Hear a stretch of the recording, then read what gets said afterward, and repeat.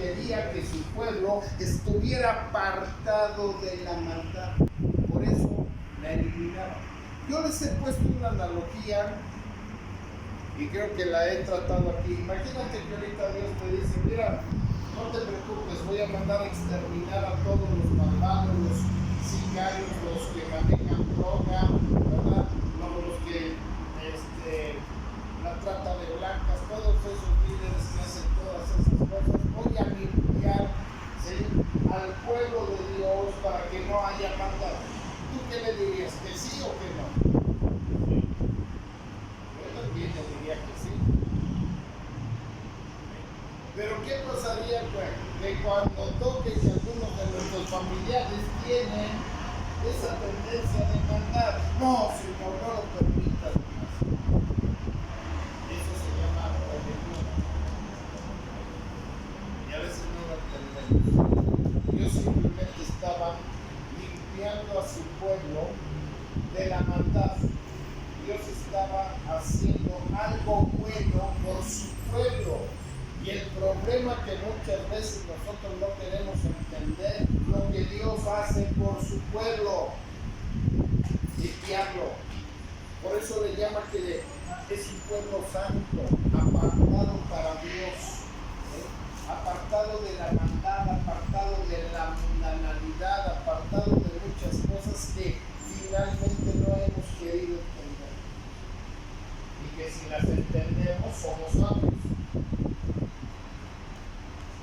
Entonces Saúl dijo a Samuel, yo he pecado, pues he quebrantado el mandamiento de Jehová y tus palabras, porque temía al pueblo y consentía la voz de ellos. Perdona pues ahora mi pecado y vuelve conmigo para que adore a Jehová. Pero quiero que le notes algo muy importante. Aquí, ¿verdad?, le está diciendo Saúl, mira, la culpa la tuvo el pueblo, yo no tengo la culpa, pero yo necesito que la gente vea que tú vuelves conmigo. O sea, en otras palabras, lo que le interesaba era que el pueblo viera que Samuel volvía con Saúl. ¿Para qué? Para que vieran el apoyo, ¿verdad?, del profeta de Dios que volvía con Saúl. Finalmente, como diciendo, a mí no me importa lo que Dios haya decidido, tú vuelves conmigo, que la gente vea que tú estás conmigo y no hay ningún problema. Y Samuel le respondió a Saúl, no volveré contigo porque desechaste la palabra de Jehová y Jehová te ha desechado para que no seas rey sobre Israel. ¿Se le había terminado la gracia o no? Sí. No es que, ¿verdad?, Saúl ya fuera salvo. Lo que pasa es que finalmente cuando él es probado para que recibiera la gracia, él no había obedecido. Y finalmente él desechó a Jehová. ¿Y Jehová qué hizo? Tú me desechas, yo también te desecho. Como tú quieras. Y muchas veces, ¿verdad?, nosotros desechamos a Jehová y Jehová nos desecha a nosotros. El profeta nos recuerda que para Dios la obediencia era más importante que el sacrificio y que lo que somos es más importante que lo que hacemos. ¿Por qué? Porque lo que somos va a implicar en la conducta, en el comportamiento. Porque lo que hay dentro eso es la esencia de nosotros. Entonces Samuel le dijo, Jehová ha rasgado hoy de ti el reino de Israel y lo ha dado a un prójimo tuyo mejor que tú. y hasta lo comparó. Aquí lo está comparando precisamente con el rey David. Y el rey David, ¿verdad? Era un pastorcito de ovejas, insignificante, pero cuando le está diciendo mejor que tú, ¿qué era lo que estaba comparando? La parte interior, el corazón. Eso es lo que nosotros debemos de tener mucho cuidado en nuestro corazón.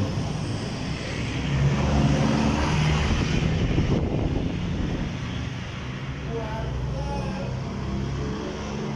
nuestro corazón.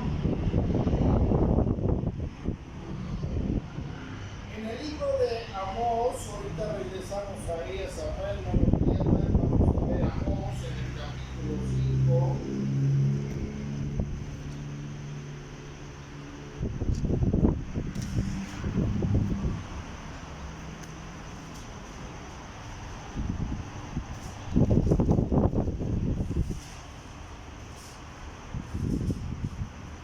Tú me dices cuando lo tengas. Amós 5.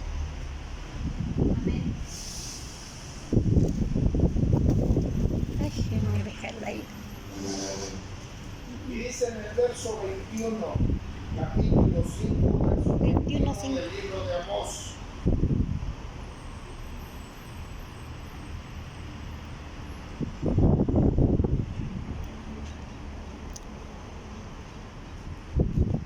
Y les dice, abominé vuestras solemnidades y no me complaceré en vuestras asambleas.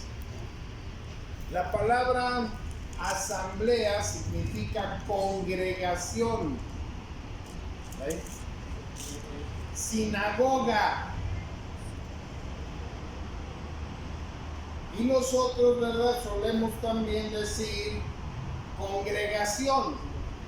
La iglesia somos nosotros, cada uno de nosotros conforma la iglesia, y la congregación es el grupo de personas o la iglesia. Lo que pasa que iglesia es una palabra en griego que se escribe I con K, doble K de kilo, iglesia,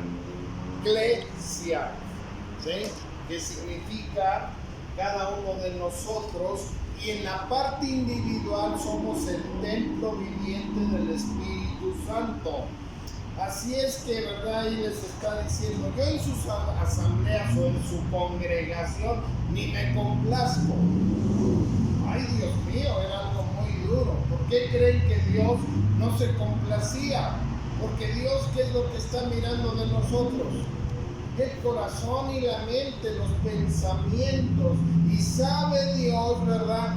Cada quien qué pensamientos trae y qué maquinaciones trae en el corazón. Dice en el verso 22, y si me ofreciereis vuestros holocaustos y vuestras ofrendas, no los recibiré, ni miraré las ofrendas de paz de vuestros animales engordados. Israel, ¿verdad? Ya se había conformado diciendo, bueno, para ser salvo, solamente lo que necesito es, ¿verdad?, llevarle mi ofrenda al Señor. Llámese su becerro, su becerra, su macho cabrío, ¿sí? su paloma o su tórtola, según las posibilidades económicas. Y finalmente sabían que tenían un año de recubrimiento o de perdón de pecados durante un año más.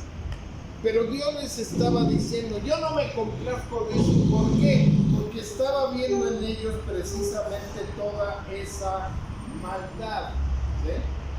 Quita de mí la multitud de tus cantares, pues no escucharé las salmodias de tus instrumentos. En otras palabras, lo que les está diciendo, ¿verdad? Quita de mí la multitud de tus canciones, pues no escucharé, ¿sí?, los salmos, ¿sí?, el fruto de labios que honra a Dios, de vuestros instrumentos. Esto le está hablando incluso clarísimamente a la iglesia. Porque a veces la iglesia, ¿verdad? Empieza, los que tienen alabanza y empiezan a tocar y demás, y sienten que eso, porque nosotros mismos los pastores hemos dicho que la alabanza prepara el corazón para recibir la palabra de Dios. Pero no siempre es así, porque aquí Dios, ¿verdad?, ni siquiera quería escuchar la alabanza, ¿sí?, de la congregación. ¿Cómo estaría el Señor tan enojado de ver precisamente el corazón y la mente de aquellas personas? Ahora, la pregunta y la comparación que tendríamos que hacer nosotros, imagínense a Dios, ¿está contento con la alabanza, con la congregación, o definitivamente Dios está airado, como lo estaba demostrando en tiempos pasados, tanto, ¿verdad?, del profeta Amós como de Samuel? Samuel no era un profeta, Samuel fue, ¿verdad?, un juez. ¿Estaría complacido el Señor? Ahora, si nosotros nos trasladamos hasta el Génesis, hasta hoy en día, ¿cómo está el Señor realmente con la humanidad? Molesto, ¿Contento, enojado, feliz de cómo se comporta la humanidad? No. Dios está airado. Enojado. Por eso, ¿verdad?, en el tiempo de Noé exterminó a la humanidad con agua, ¿sí?, que son elementos. Ahora, ¿cómo la va a exterminar? Con fuego, que también es un elemento. ¿Hemos hecho caso? No, parecemos como en el tiempo de Noé. Noé duró 130 años, ¿verdad?, fabricando el arca, y no solamente eso, sino, ¿verdad?, llevando, evangelizando, arrepiéntanse, miren, viene un diluvio, por eso estoy haciendo esta gran embarcación, para que todo aquel que quiera ser salvo, ¿verdad?, se suba y no nos alcance el diluvio con agua. Todo el mundo hacía, ¿verdad?, mofa del viejito, estás loco. Estaban en una parte desértica y finalmente le decían: aquí nunca llueve, estás loco. Hasta que vino el diluvio y los alcanzó. Es lo mismo ahora, ¿sí? Hasta que no venga, ¿verdad?, la ira de Dios y alcanza a mucha gente, no han entendido, y ese ha sido, ¿verdad?, prácticamente el problema. Dice ahí en Amós 5:24: pero corra el juicio como las aguas y la justicia como impetuoso arroyo. ¿Eh? Me ofrecisteis sacrificios y ofrendas en el desierto, en 40 años, oh casa de Israel. Antes bien llevabais el tabernáculo de vuestro Moloch, de Quitín, ídolos vuestros, la estrella de vuestros dioses que os hicisteis. La estrella obviamente se refiere a la estrella, ¿verdad?, del pentagrama de los 5 picos. ¿Sí?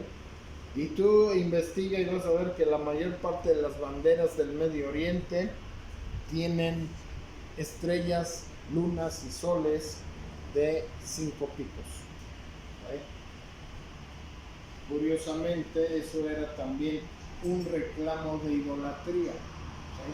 Por eso es que dice: aborrezco, desprecio vuestras fiestas, tampoco me agradan vuestras asambleas, ¿verdad?, solemnes. Aunque me ofrezcáis holocaustos y vuestras ofrendas de grano, no los aceptaré, ni miraré las ofrendas de paz de vuestros animales cebados o engordados. Aparta de mí el ruido de tus cánticos.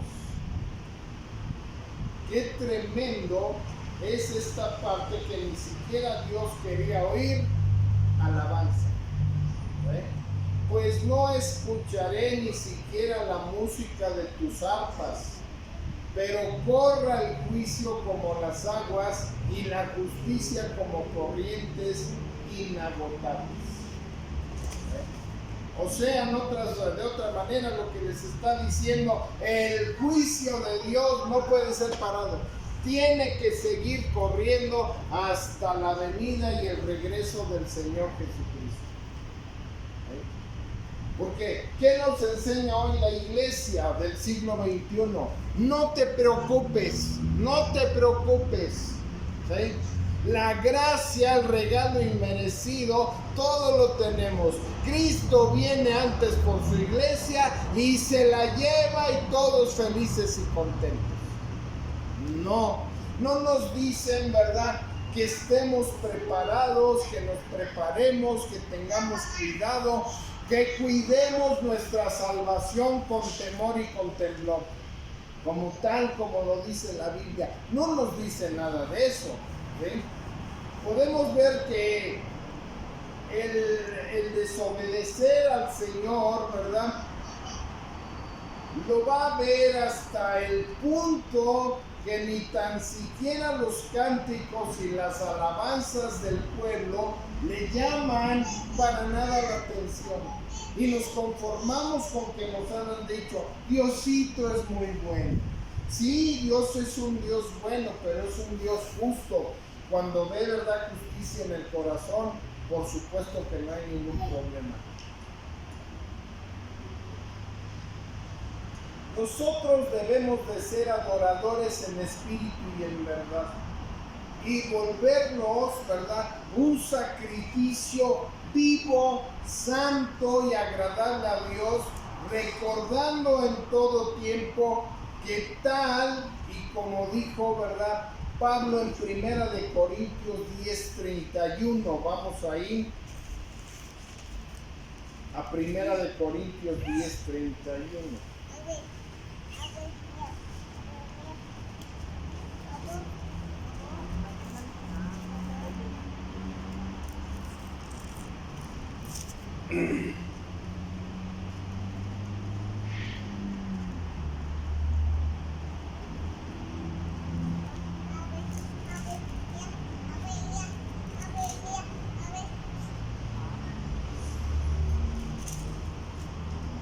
Y dice, si pues coméis o bebéis o hacéis otra cosa, hacedlo todo para la gloria de Dios. O sea, en otras palabras, lo que Pablo está diciendo, que todo lo que hagas en esta vida, hazlo para la gloria de Dios. ¿Qué significa hacer las cosas para la gloria de Dios? Significa darle a Dios, ¿sí?, el lugar que se merece, el lugar sublime, ¿sí?, el lugar de gracia. Imagínate, ¿verdad?, si Dios me permite tener un auto, darle las gracias a Dios. Me permite tener una casa, gracias a Dios que tengo una casa. Me permite, ¿verdad?, cualquier cosa que yo haga, tener un hijo de más. Gracias, oh Dios, porque me has permitido tener un hijo, porque me has permitido tener el deseo de trabajar, porque puedo ganar, ¿verdad?, un sustento, etcétera, etcétera. Todo es para la gloria de Dios, para engrandecer a Dios, para poner su nombre en alto, para hacerlo famoso y para que sea su nombre, a través del estilo de vida que yo tengo, su nombre sea glorificado.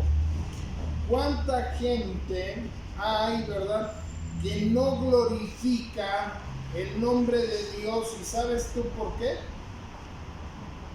Porque nunca hablamos. No, cuando estudiamos, ¿qué decimos? No, si yo me quemé las pestañas estudiando y estudiando. No, ¿sabe qué? Pues yo he trabajado un montón, por eso tengo una casa. ¿Sí? Oh, pues el carrito que tengo, pues no sabe, pero me costó mucho sacrificio. Porque no decimos gracias a Dios. ¿Sí?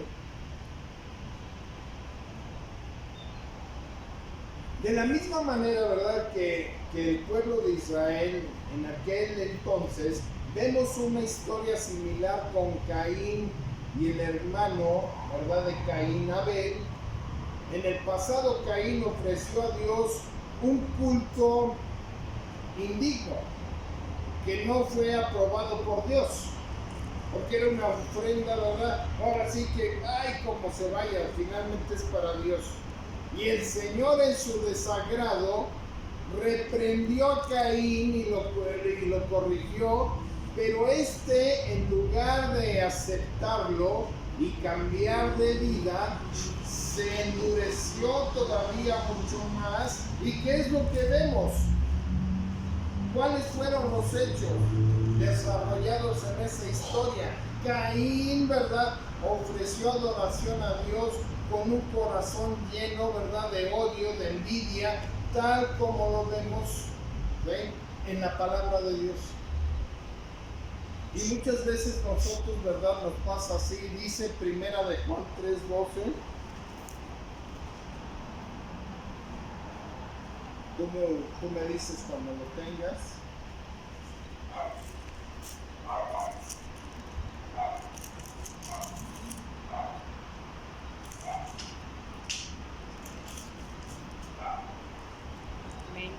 Ok, dice, no como Caín, que era del maligno y mató a su hermano. ¿Y por qué causa le mató? Porque sus obras eran malas y las de su hermano Eran muy justas. justas. Cuando habla de las obras que eran malas, era porque tenía un corazón y una mente perversa. Se había enojado porque finalmente, ¿verdad?, Abel había ofrecido una ofrenda digna a Dios, digna de Dios. ¿Sí? Algunos, ¿verdad?, lo traducen que Caín ofreció a Dios un culto sin aceptar su exhortación. Caín ofreció un culto incluso planeado, ¿verdad?, y maquinado con un corazón malvado.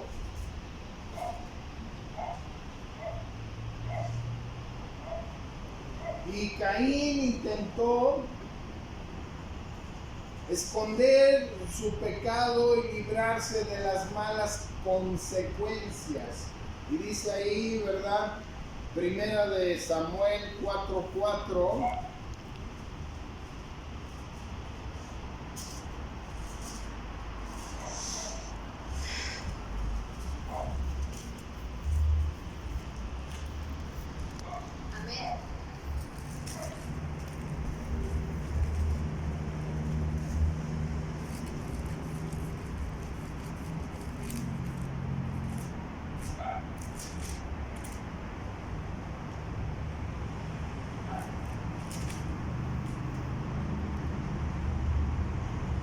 Estoy hablando aquí de gente mala.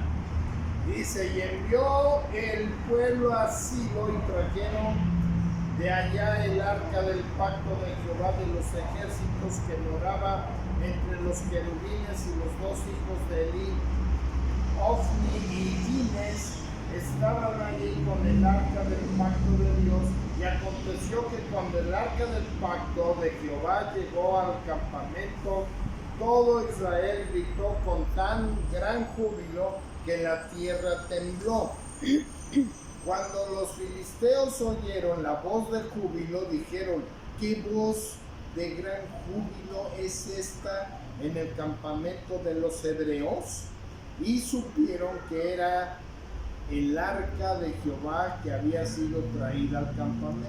Y los filisteos tuvieron miedo porque decían, ha venido Dios al campamento, y dijeron, ay de nosotros, pues antes de ahora no fue así. Ay de nosotros, ¿quién nos librará de la mano de estos dioses poderosos? Estos son los dioses que hicieron a Egipto con toda plaga en el desierto y esforzaos, oh filisteos, y sed hombres para que no sirváis a los hebreos como ellos os han servido a vosotros. Sed hombres y pelead. Pelead pues los filisteos, y Israel fue hecha muy grande mortandad, pues cayeron de Israel 30,000 hombres de a pie, y el arca de Dios fue tomada, y muertos los hijos de Eli, Ofni y Fines, y corriendo de la batalla, un hombre de Benjamín llegó el mismo día a Silo, rotos sus vestidos a tierra sobre su cabeza, y cuando llegó he aquí que Elí estaba sentado en una silla vigilando junto al camino, porque su corazón estaba temblando por causa del arca de Dios. Llegados pues aquel hombre a la ciudad y dadas las nuevas, toda la ciudad gritó. Cuando Elí oyó el estruendo de la gritería, dijo: ¿qué estruendo de alboroto es este? Y aquel hombre vino a prisa y dio las nuevas a Elí. Era ya Elí de edad de 98 años y sus ojos habían oscurecido, de modo que no podía ver.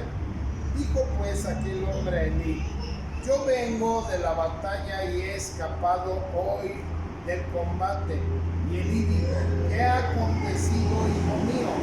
Y el mensajero respondió diciendo: Israel huyó de delante de los filisteos, y también fue hecha gran mortandad en el pueblo, y también tus dos hijos, Ofni y Fines, fueron muertos, y el arca de Dios ha sido tomada. Y aconteció que cuando él hizo mención del arca de Dios, Elí cayó hacia atrás de la salida de la silla, al lado de la puerta, y se desnudó y murió, porque era hombre viejo y pesado, y había juzgado a Israel 40 años. Y su nuera, la mujer de Fines, que estaba encinta, cerca al alumbramiento, oyendo el rumor que el arca de Dios había sido tomada y muerto su suegro y su marido, se inclinó y dio a luz, porque le sobrevino sus dolores de repente. Y el tiempo que moría, le decía las que estaban junto a ella: no tengan temor, porque has dado a luz un hijo. Mas ella no respondió ni se dio por enterada, y llamó al niño Icabod, diciendo: traspasada es la gloria de Israel por haber sido tomada el arca de Dios y por la muerte de su suegro y de su marido. Dijo pues: traspasada es la gloria de Israel porque ha sido tomada el arca de Dios. ¿Sí? Y Cabor significa sin gloria. ¿Qué había pasado con este hombre? Elí, el sacerdote, se enteraba que sus querubines, sus dos hijos, Ofni y Fines, ¿verdad? Llegó el arca, y las mujeres que cuidaban el arca tenían relaciones con ellos. Ellos, ¿verdad?, le quitaban la comida de los sacerdotes, pero cruda. La Biblia establecía que la comida ya cocida, ellos agarraban un garfio o un gancho de 3 picos, y lo que agarraba el gancho era la comida para los sacerdotes. Estos sacerdotes no sabían nada de Jehová. El papá se enteraba, el sacerdote Elí, pero no les decía absolutamente nada a sus querubines. ¿Qué es lo que vino? Juicio de Dios. ¿Por qué? Por la desobediencia. Y eso es lo que muchas veces nos pasa. No quiere decir que tú, al estar en una iglesia cristiana, si tú no obedeces el mandato de Dios y te va mal y dices: ¿qué pasa conmigo? Deberíamos de examinar precisamente nuestras vidas, de cómo están en la presencia de Dios. ¿Sí? ¿Cómo están? Dice Primera de Samuel capítulo 15, verso 26. Tú me dices cuando lo tengas.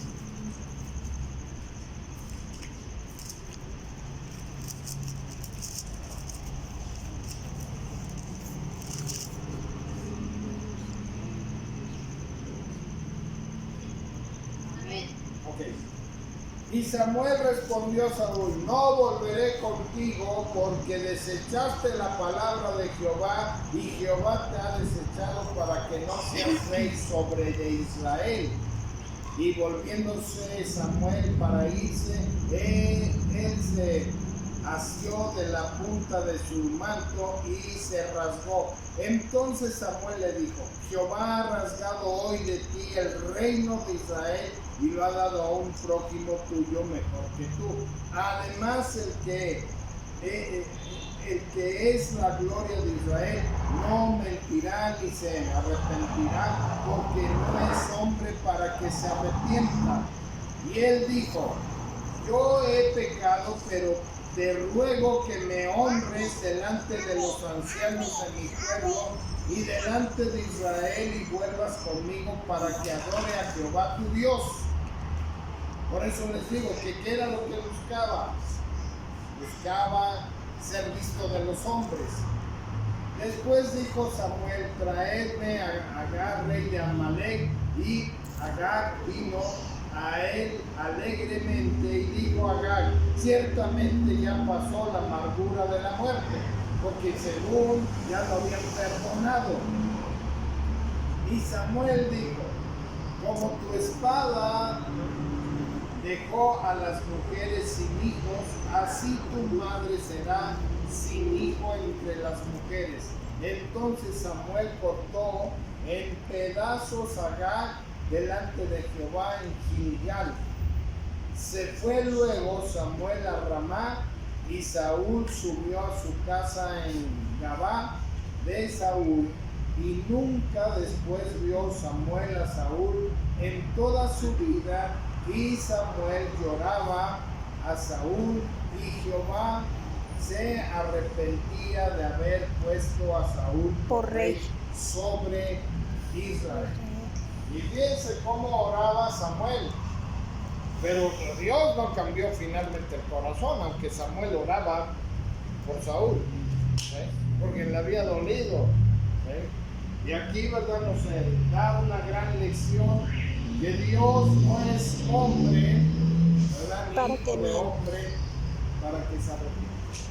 Y esas palabras en el hebreo, cuando dice que Dios se arrepiente, lo que dice que a Dios le lastima el corazón cuando la gente finalmente no obedece o no hace su voluntad. Y eso es algo que debemos de tener cuidado. No nos basemos solamente a que nos digan que la gracia, y tú tienes la gracia, ese regalo inmerecido. No. Cuidemos nuestra salvación con temor y con temblor, no porque la vas a perder, pero que el producto de tu fe sea que tú eres un hombre, una mujer, que haces buenas obras, ¿verdad? Y que siempre estás procurando alimentarte de la palabra de Dios, no dejando de congregarte, no dejando de leer, no dejando de orar, porque finalmente todo eso es el alimento espiritual para que estemos fortalecidos en la parte interior de nuestros corazones. Si algo hay que debemos de cuidar es la salvación, nuestro corazón. Dice Proverbios 4:23, con ese termino.